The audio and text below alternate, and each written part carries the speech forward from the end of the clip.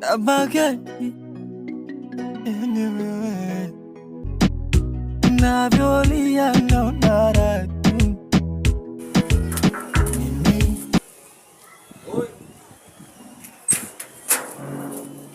Mwanangu Fami.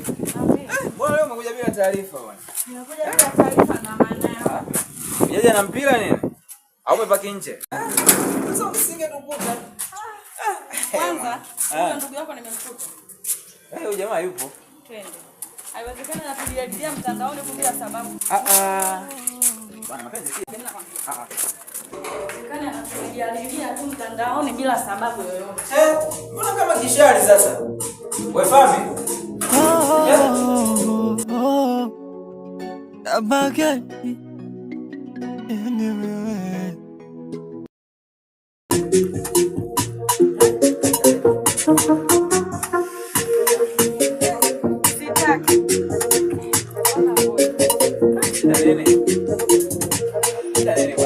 Nataka kitu kimoja.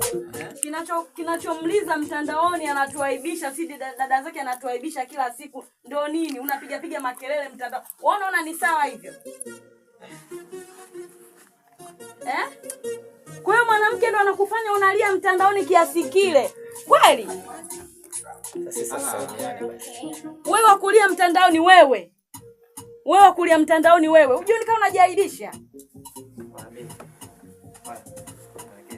Mimi napigiwa simu za ajabu kwa watu hata waeleweke, wananipigia simu mimi sielewi. Ujioni kama unajishushia brand.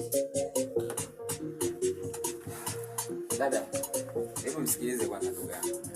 Huu ni wakati wewe kumsaidia na kuangalia jinsi gani anakuwa sawa, kwa sababu huwezi utakiwa kumlaumu kwa sababu hujui yupo kwenye hali gani dadangu. Sasa mimi naomba niulize swali moja. Alikuja akaniambia, dadangu mimi kinanisibu hiki na hiki na hiki na hiki, nikashindwa kumshauri kumsaidia kitu chochote. Aende akalia mitandaoni. Kweli wewe unaona ni sawa? Hebu kuongea naye kwa upole. Mwambie, hebu ongeza kumwambia naye. Utamwelekea. Kwa hiyo unanidharau unaondoka. Unapoondoka hapa nakwambia usije ukanipigia simu.